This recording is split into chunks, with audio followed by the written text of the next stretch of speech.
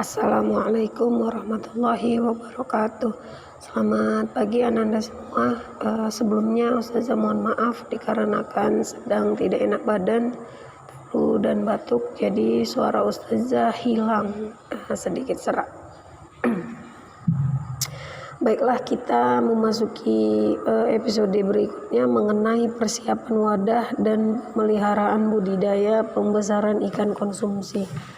Dalam merencanakan pembuatan wadah dan peralatan budidaya ikan, kita sebagai pengusaha perlu melakukan persiapan sebaik mungkin. Agar apa? Agar produksi yang kita hasilkan mempunyai manfaat dan berdaya guna saing tinggi. Nah, setelah kita mengetahui dan mengamati jenis, desain, dan konstruksi wadah budidaya, tahap selanjutnya yang akan kita pelajari adalah untuk menyiapkan wadah untuk budidaya ikan konsumsi. Namun sebelum kita lanjutkan, ada baiknya kita mengucapkan Bismillahirrahmanirrahim dan berdoa, Rabbi zidni ilma warzuqni fahma wa amalan sholihah. Kita mulai aja ya Nanda. Nah, yang pertama setelah kita mengetahui dan mengamati jenis, desain, dan konstruksi wadah budidaya pada pembesaran ikan konsumsi, maka tahap selanjutnya yang akan kita persiapkan yaitu mengenai persiapan wadah budidaya ikan konsumsi. Tentang pembuatan wadah budidaya ikan konsumsi merupakan budidaya kita buat sebagai kolam terpal. Nah, untuk membuat kolam terpal ini pembuatannya cukup mudah. Yang terpenting adalah kekuatan konstruksi kolam yang ada atau yang kita buat untuk menahan beban air dan juga ikan. Serta kolam yang kita buat ini tidak boleh bocor atau terpalnya harus benar-benar kalian sortir atau kalian lihat, jangan ada lubang untuk mengeluarkan air. Nah, biasanya cara membuatnya, kita pertama membuatnya dengan kerangka bambu atau kayu. Yang pertama kalian bisa memisahkan bambu atau kayu yang akan digunakan, lalu kalian pasang bambu atau kayu tersebut sebagai pasak atau juga tunggak dengan cara melingkari petakan sesuai ukuran kolam terpal yang akan kita buat. Biasanya 2x3x1 meter atau 4x5x1 meter. Itu ukuran yang biasa dibuat. Kemudian bambu atau kayu yang lain yang berukuran kecil yang sudah kita belah dua atau kita pasang melintang ataupun horizontal di sebelah dalam atau pasak tunggakan dengan memaku pada pasak tersebut agar lebih kuat. Yang ketiga, kita harus memasang terpal yang ada di tepinya dengan memasang lubang-lubang atau ring-ring dari logam agar pasak tersebut menjadi kuat. Selanjutnya kita pasang terpal ke dalam kerangka bambu atau kayu yang sudah kita buat, kemudian kita ikat terpalnya pada kayu atau bambu yang sudah menjadi pasak atau kerangkanya tadi. Terakhir kita harus memasang pipa atau selang untuk saluran pembuangan air pada waktu kolam kelebihan air. Nah, untuk terpal yang ada di tepinya itu kalian bisa memasangnya dengan ukuran yang biasanya 2x3x1 meter. Biasanya itu luas terpal yang digunakan. Atau bisa juga 4x5 meter dengan kolam yang berukuran 4x5x1 meter. Atau bisa juga ukuran terpalnya 6x7 meter. Tergantunglah bagaimana luas kolam yang ingin kalian buat, sesuaikan dengan terpalnya. Selanjutnya yang kalian lakukan adalah menyiapkan sarana produksi budidaya pembesaran ikan konsumsi. Nah, keberhasilan budidaya ini juga didukung oleh sarana produksi yang memadai. Sarana produksi ini meliputi bahan dan alat-alat yang kita gunakan sebagai proses untuk menyiapkan sarana produksi budidaya pembesaran ikan konsumsi. Adapun bahan-bahan yang kita perlukan adalah seperti benih, pakan, pupuk, air, kapur, dan juga obat-obatan. Alat-alat yang harus kita gunakan juga ada penggaris, serok jaring, bak sortir, timbangan, dan juga tudung saji. Untuk pemeliharaan ikan konsumsi, pada dasarnya pembesaran ikan konsumsi ini merupakan proses budidaya yang bertujuan untuk memperoleh ikan dengan ukuran yang konsumsi ya. Ukuran konsumsi itu ya tidak terlalu besar lah. Nah, budidaya pembesaran ikan ini juga merupakan salah satu segmen usaha yang banyak dilakukan oleh para pengusaha pembudidaya ikan. Pembesaran ikan ini relatif mudah karena keterampilan yang dibutuhkan juga sangat sederhana dibandingkan kita melakukan pembenihan sendiri. Berikut adalah proses budidaya pembesaran ikan konsumsi jenis lele. Yang pertama, kita menyiapkan wadah terlebih dahulu untuk budidaya, ukurannya 3 x 4 meter. Dan kita bisa mengisi air sampai setengah bagian dari ukuran tersebut.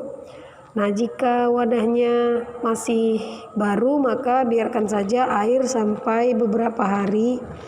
Kemudian dibuanglah untuk menghilangkan bau terpal. Nah, dicuci ya maksudnya terpalnya. Yang kedua itu kolamnya diisi dengan air sampai 3/4 bagian dan kemudian biarkan saja selama 3-4 hari. Lalu kita bisa menebar benih ukuran yang biasa 5-7 cm dengan kepadatan tebar untuk kolam yang ukuran 6-8 meter.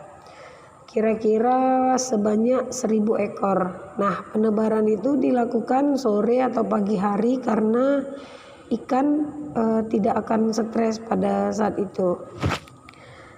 Selanjutnya,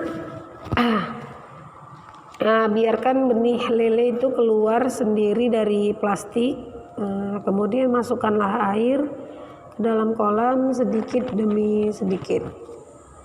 Kemudian kita memberikan pakan ya berupa pelet. Ini dilakukan selama 1 bulan dengan dosis kurang lebih 5-10% dari berat total ikan. Setelah itu kita lihat apakah ukuran ikan lebih besar atau bertambah. Nah, setelah itu kita sesuaikan untuk pakannya bisa dikurangi 3% per hari.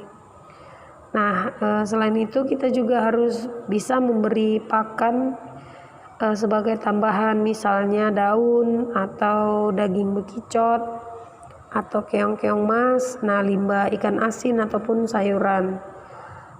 Setelah itu kita harus menghindari pemberian bangkai ayam karena bangkai ayam ini dikhawatirkan memiliki efek samping yang kurang baik bagi ikan.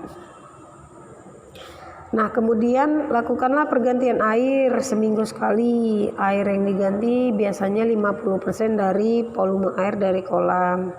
Selanjutnya kita harus melakukan pengontrolan pertumbuhan dengan sampling 2 minggu sekali. Jadi 2 minggu sekali itu kita harus melakukan kontrol pada benih ikan-ikan yang sudah kita tabur tadi. Nah, kita bisa mengambil 10% ya dari populasi ikan tadi, kemudian kita timbang yang hasilnya rata-rata, kemudian itu kita harus mengalihkannya dengan jumlah ikan. Nah, maka kita akan mengetahui jumlah pemberian pakan berapa yang harus kita berikan kepada ikan-ikan.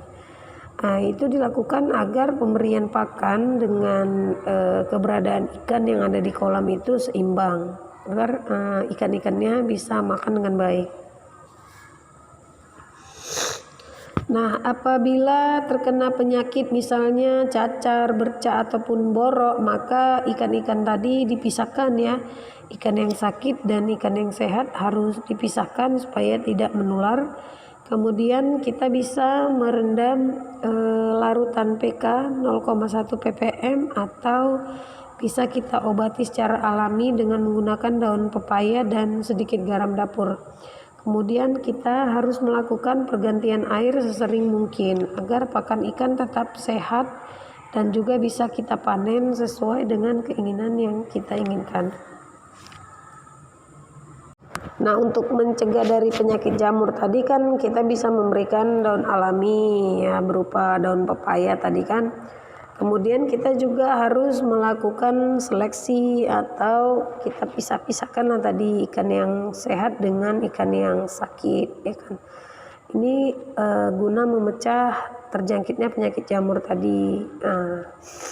Nah, kemudian pada saat kita melakukan seleksi tadi,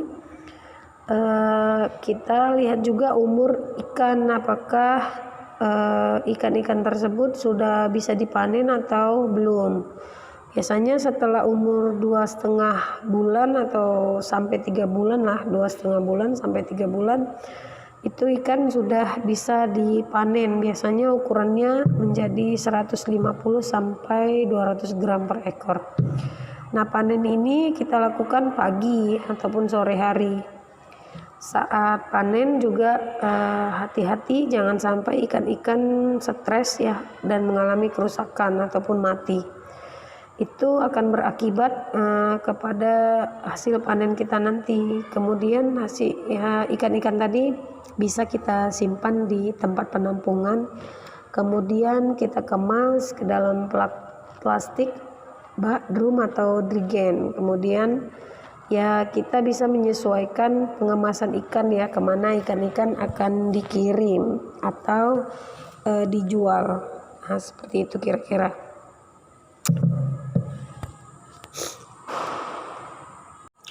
Oke, baiklah Ananda, begitu saja saya jelaskan mengenai persiapan wadah budidaya ikan konsumsi cara singkat, kemudian sarana produksi budidaya pembesaran ikan dan pemeliharaan ikan konsumsi.